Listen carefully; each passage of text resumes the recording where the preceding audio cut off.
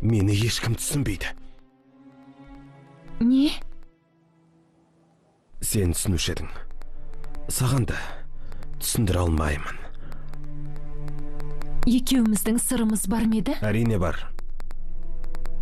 Маған сенбейсің бе? Бізді тыңдап отырады. Біздің әр сөзіміз, әр қадамымыз аңдулы. Түсіндім, Ильяс.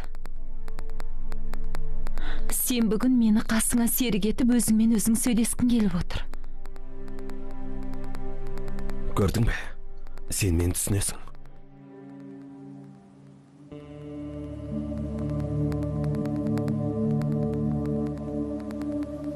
Кім кімді тыңдап жүр, қайда тыңдап жүр, айта бер.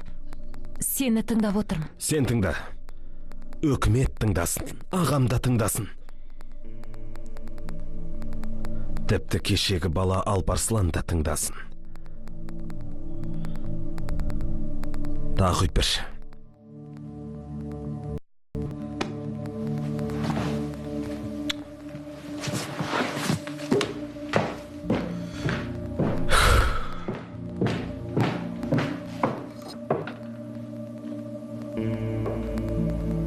Газмен болсын.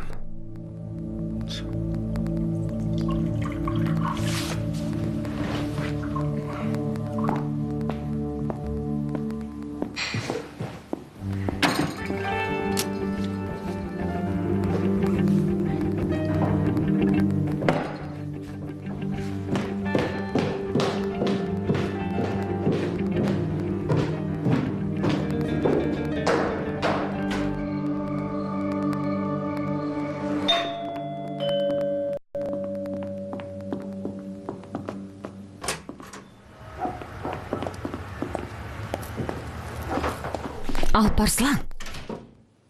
Әпкен қайда? Үйде жоқ. Қалай жоқ? Жоғалтып алдыңдар ма? Біздің не қатысымыз бар, аға, кетіп қалды. Түн ішінде қайда жүр? Киім тазартқышқа барам деп шығып кетті. Осындай кезде ме? Иә, бірдеңесін ұмытып кеткен ме білмеймін, әйтеуір Айшенді шақырды. Ол да артынан шықты. Бұлар бірдеңе былықтырып жүр. Барып балалармен сөйлесіп көр. Бәлкім бірдеңе білетін шығар. Көке, отбасылық тірлікке араластырмашы. Әй, сен де осы үйдің адамысың ғой. Әлде өкіметтің адамысың ба? Жарайды, көке, түсіндім.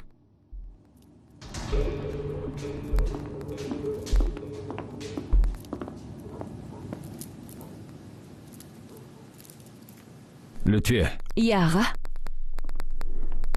артқы есіктен қонақ келеді, күтіп ал. Кім келеді? Фахри. Аға, ертерек айтпадың ба? Бірдеңе дайындайтын ем, ұят болды ау. Жарайды, ештеңе етпес, бар.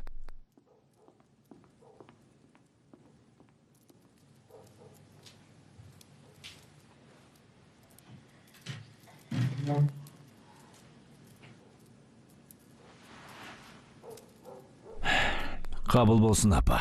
Қабыл болсын болмасын, шаруан қанша. Өзің оқыда өзің айт, қабыл болсын деп. Апа, құдайыма бір рет болсын рахмет десең нең кетеді? Жарайды, рахмет. Түсінікті. Жағдайың белгілі болды. Тағда Мәрияммен ұрсып қалдың ба? Құдай сақтасын. Мен қызыммен ұрыспайым. Қызыңмен бе? Не болды? Иә, қызыммен. Мәссаған.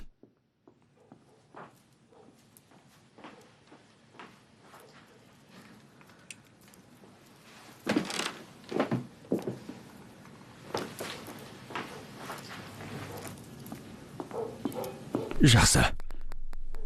Қызың қайда, апа? Дардай адам маған есеп беретін бет. Бәлкім, сенің көңіліңнен шығу үшін бірдеңелер алуға кеткен шығар. Қайда кеткенін неге сұрауым керек, оның енесі ме едім? Я Алла, өзің сабыр бере көр, тек сабыр. Жақсы, апа. Әйелім қайда? Хабарласып өзің біл. Сен айтқан соң хабарласайын да. Менің бар білетінім әлгі тоқалға үй әперіпсің. 2,5 миллион ақшаның басына су құйып келіпсің.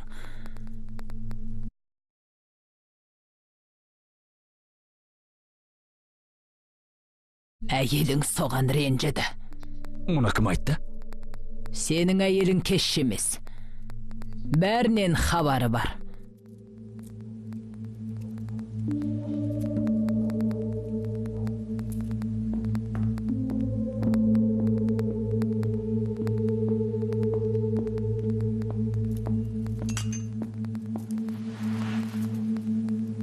Жоқ, көке, ештеңе білмейді.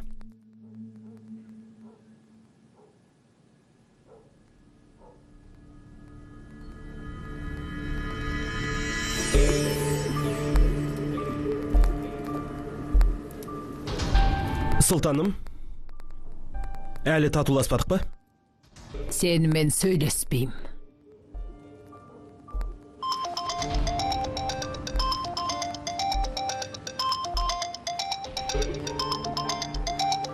Үш күннен артық ренжісу күнә деуші едің ғой.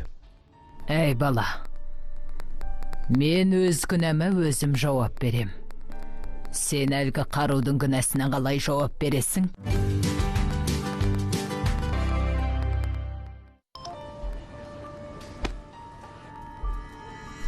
Әже, мұның бәрі қып-қызыл өтірік. От тапсың. Сөйлесіңдер. Бәрімізді өсектіңдер. Бәрібір бұл жерде тыңдамайды ғой. Ауыздарыңа келгенді айтыңдар.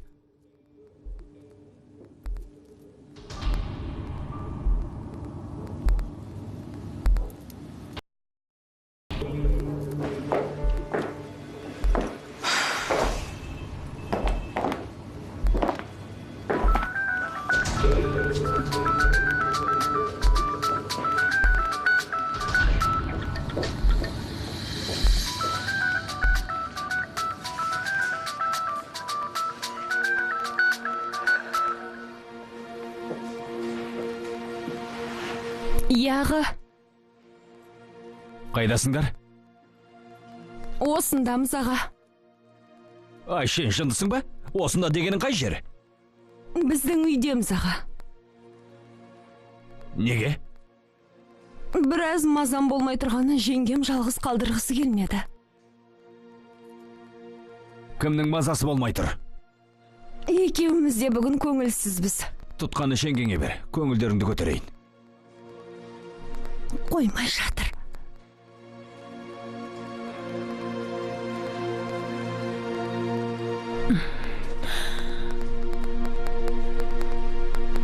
Иә. Мариам, екі кештің ортасында ешкімге ештеңе деместен қайда кетіп қалдың? Айшеннің мазасы болмады. Жалғыз қалдырғым келмеді. Кімнің мазасы жоқ, сенің бе әлде, оның ба? Көңіл күйім жоқ, қыздар. Үйдесің бе? Иә.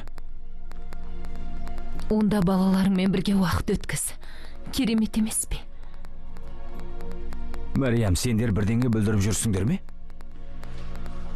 Бүгін Айшендікінде қонам. Жақсы, маған десең 2 күн қон. Тек мен хабарласқан кезде телефонға жауап бер, Мариам ханым, ұқтың ба? Жақсы.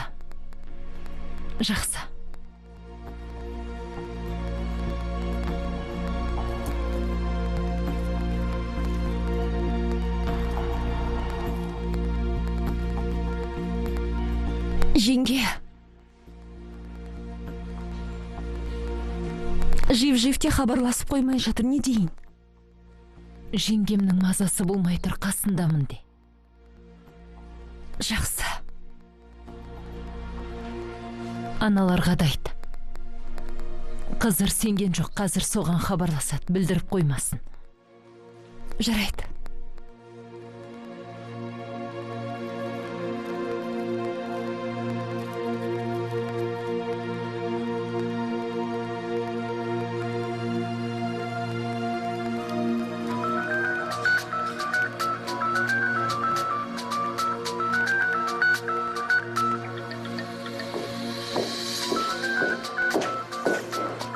Қызыр ағам ба?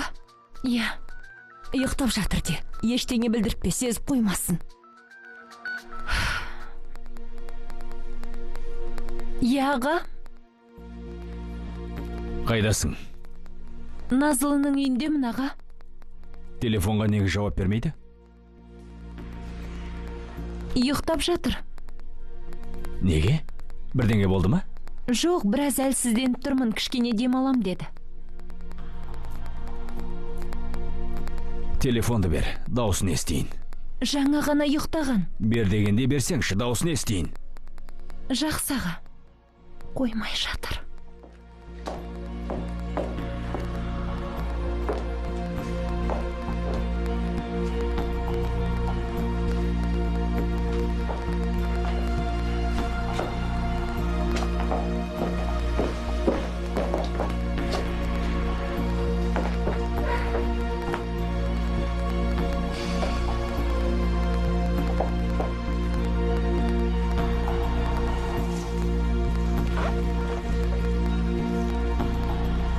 Я жаным. Жаның шықсын. Тыныштық па, Назлы ханым, бұл уақытта не ұйқы? Сағат неше болды? Бірдеңеге ренжідің бе? Жоқ, ұйықтап жатқанмын. Не болды, тыныштық па? Жоқ, ештеңе болған жоқ, жарайды, ұйықтай бер. Мені жақсы көресің бе? Қыздар. Жауап берсеңші. Жауап бермеймін. Назлы, түн ішінде үйіңе баруға мәжбүрлеме. Жарайды, жарайды.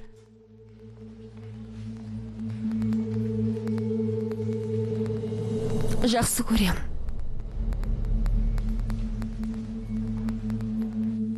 Қарыз сұрағандай болдық қой.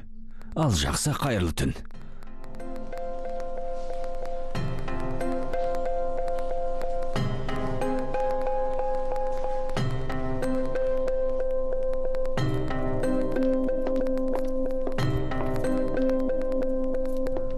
Бұлар бірдеңе былықтырып жүр дейін десем, олай дейтіндей себебім жоқ. Қонақтар келгенде хабар бер.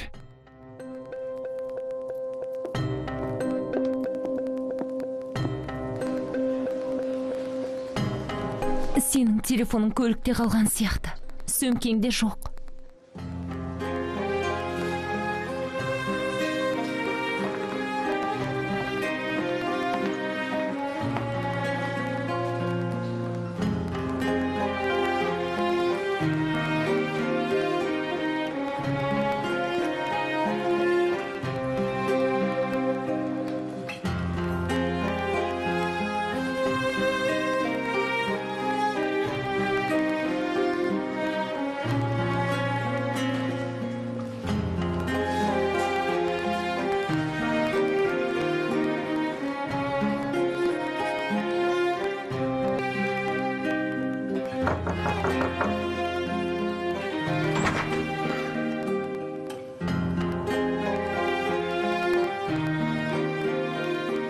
Сұлу қызым, қалайсың?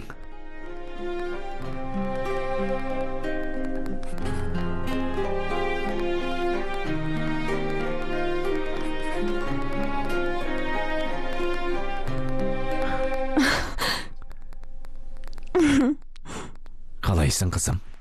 Жақсымын, сабақ оқып отырмын. Оқы, қызым, оқы. Жарайсың. Зейна, қарындарың аш емес пе, сырттан бірден алдыртайын ба? Нешекілерің келіп отыр? Жоға, керек емес, түн ішінде қандай тамақ? Жай сұрағаным ғой. Апам қайда, әлі келген жоқ қой.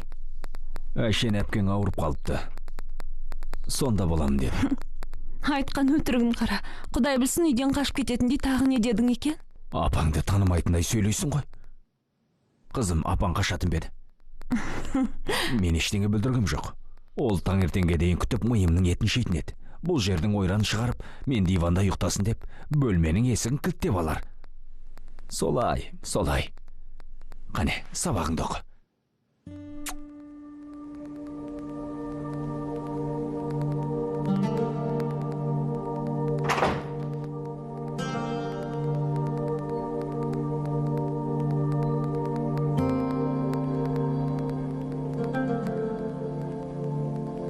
Әй, бұзаққа. Не істеп отырсың? Кітап оқып жатырмын. Қандай? Қылмыс пен жаза. Осы кітап маған да қызық. Әлгі тегі офтан бітетін адамның аты кім еді? Офтан дейсің бе? бар еді ғой, тегі офтан бітеді. Раскольников. Иә, Раскольников. Ол әлгі әйелдің үйіне балтамен барады ғой. Кейін қорғау кезінде мен ол әйелді өлтіргім келген жоқ. Аяқ асты солай болды дейді. Қалай ойлайсың? Ол әйелдің үйіне барғанда бәрін жоспарлап барған ба? Әлде ойда жоқта балтамен ұрып өлтірген бе? Әке, мен әлі кітаптың 10-шы бетіндемін. Соңына дейін айтып бергенің үшін